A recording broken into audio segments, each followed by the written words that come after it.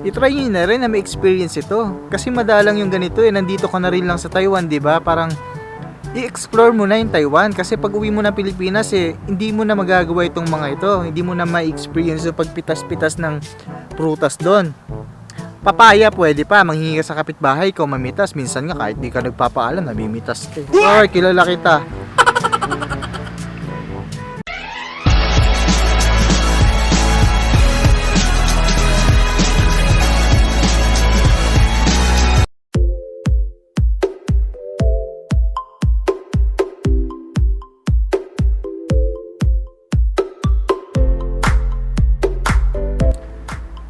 Orange scent, orange feeling, orange soda at orange juice. Ilan nga lamang yan sa produktong nagmula sa iisang prutas. Syempre ang orange. Kaya naman nandito kami sa isang farm dito sa Taiwan para nga ipakita kung saan nagmula ang lahat ng yan. Astig, di ba? So, tara, samahan nyo nga ako para mamitas ng orange.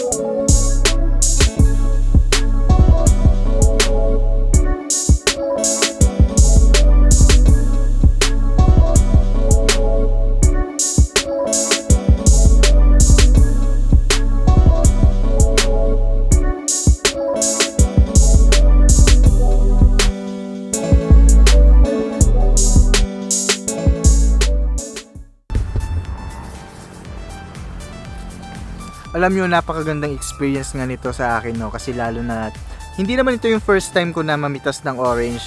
Second time ko na ito, pero syempre ito yung first time na ikinontent ko siya dito sa vlog ko. Kaya parang kumbaga para sa akin is achievement. Kasi ang orange ay seasonal din kumbaga eh.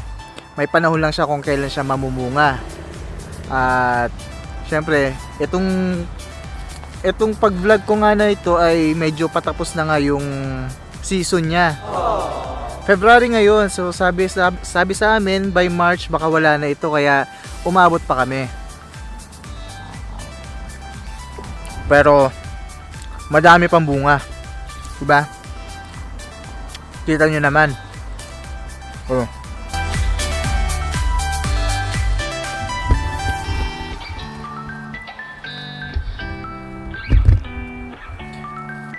Kung halimbawa nga nagpunta kayo dito sa Taiwan yan, from December siguro, January, hanggang sa first week ng February, yan yung mga peak season talaga niya eh.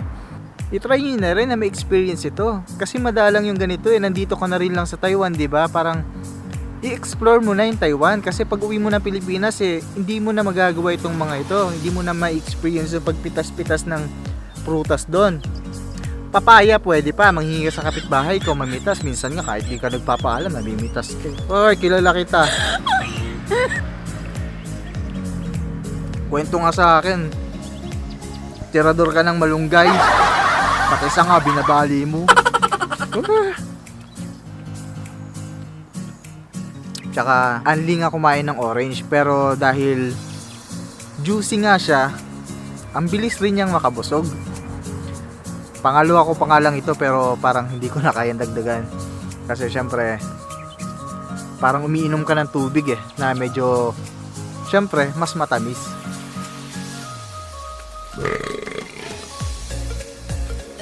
Syempre, parang umiinom ka ng orange juice mismo. Ang kaibahan, ito, fresh talaga. Andun yung mga pulps niya. Hindi tulad sa orange juice na talagang na ano na yun eh, nasala na kumbaga, di ba? Tapos na process na. Ito very natural. Wow!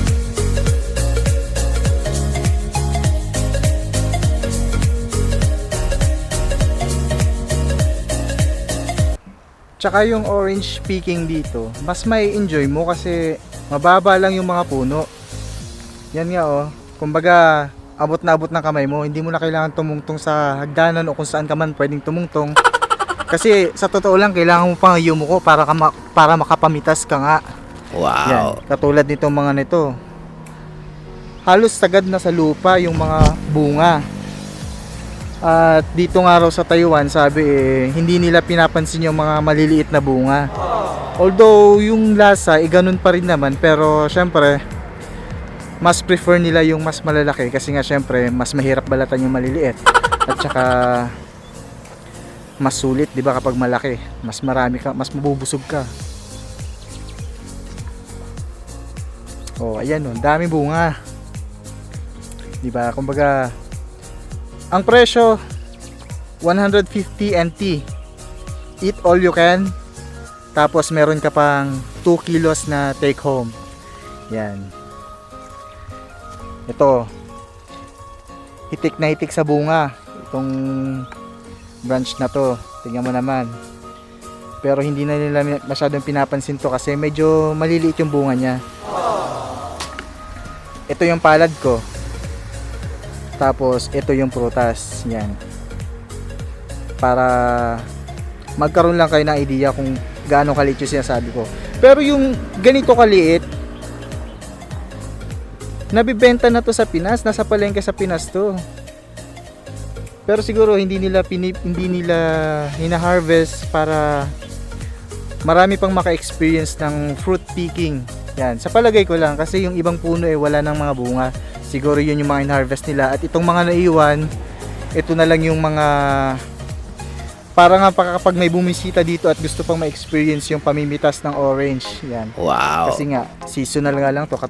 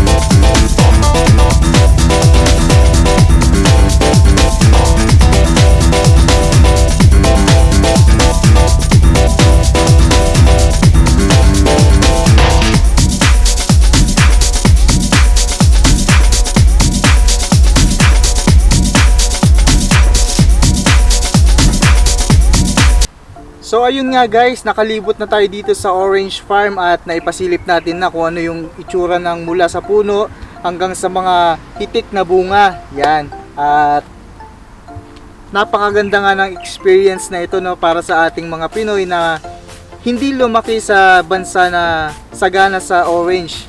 Actually wala naman talaga. Meron man siguro tago. So I hope na enjoy ninyo ang video na to at kailangan ko nang tapusin para lumipat naman sa ibang lokasyon. Kaya abangan nyo yung susunod kong video. So paano? Maraming salamat. See you on my next vlog.